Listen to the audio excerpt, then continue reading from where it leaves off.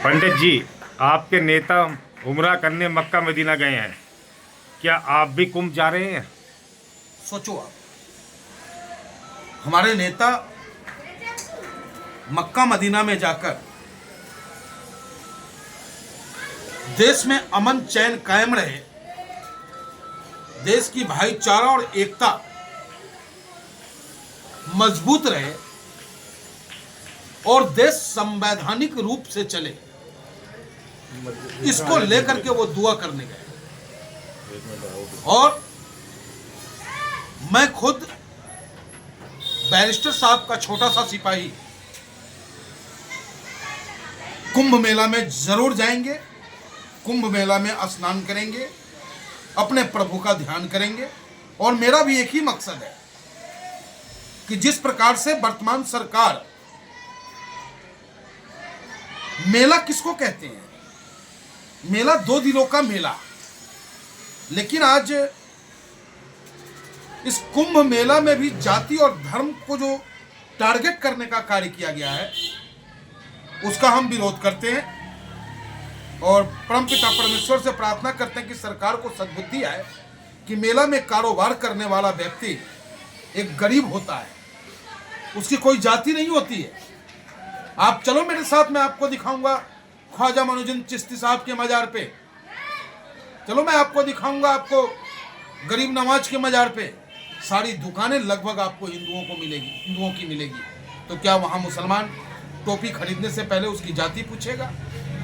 क्या मैं किसी धार्मिक स्थल पर नारियल खरीदने से पहले उसका जाति पूछूंगा? धर्म इसी का तो नाम है, धर्म धारण करने का नाम है। और हम ऑल इंडिया मजलिस इत्तेहादुल मुस्लिमीन के सिपाही हैं, बैरिस्टर साहब के सिपाही हैं, निश्चित रूप से जाएंगे और जाकर के कुंभ में स्नान करने का कार्य करेंगे। आपकी पार्टी ने दिल्ली दंगों के विरोधी ताहिर हुसैन को टिकट देकर किसका खेल बिगाड़ेगी? वाह वाह, कितनी आसानी से आपने कह दी कि हमारी पार्टी ने दिल्ली दंगों के विरोधी को टिकट देने का काम किया है। हमारी पार्टी ने टिकट दिया है उसे जिसे दिल्ली के पुलिस ने अपनी नाकामी को छुपाने के लिए दिल्ली का दंगा कराने वाला माना है। जबकि हमारी पार्टी कभी भी दंगाइयों का समर्थन नहीं करता, हाँ कमजोरों की मदद करता है। जिस प्रकार से दिल्ली में तमाम राजनीतिक दलों ने कमजोरों का मजाक बनाने का प्रयास किया, कमजोरों को उसके हालात पे रोने के लिए छोड़ दिया, लेकिन हमारी पार्टी ऑल इंडिया मजलिस इत्तेहादुल मुस्लिमीन ने दिल्ली के नेता का, दिल्ली के उन नेताओं को साथ देने का काम किया है जो जमीन से जुड़े हैं, कमजोरों की मदद करना चाहते हैं और वो अच्छे और सच्चे जनप्रतिनिधि भी रहे हैं। हाजी ताहिर हुसैन साहब की अगर आप हमसे पूछें तो वो पार्षद रहे हैं। सैफुर रहमान साहब के बारे में पूछे, कई संस्थाओं के वो अध्यक्ष रहे हैं। एनआरसी सीए के प्रोटेस्ट में वो अग्रणी भूमिका निभाए, लेकिन दिल्ली पुलिस अपनी नाकामी को छुपाते हुए उन्हें दंगा में लिप्त कर करके जेल भेजने का काम किया। और आज कोई राजनीतिक दल उनके परिजनों का हाल जानने वाला नहीं, उनका कुशल क्षेम जानने वाला नहीं, लेकिन एक पार्टी है, वो ऑल इंडिया मजलिस इत्तेहादुल मुस्लिमीन, जिसने ऐसे लोगों को ताकत देने का काम किया है। और खेल बिगड़ने की जहाँ तक बात आपने कहा, खेल किसका बिगाड़ेंगे? हम किसी का खेल बिगाड़ने नहीं खेल बनाने आए हैं। हम कमजोरों को ताकत देने आए हैं, गरीबों को ताकत देने आए हैं। कल को फिर कोई किसी गरीब को कभी दिल्ली की पुलिस फर्जी दंगे में फंसाकर जेल न भेजे, और वो न्याय दिल्ली की जनता करेगी।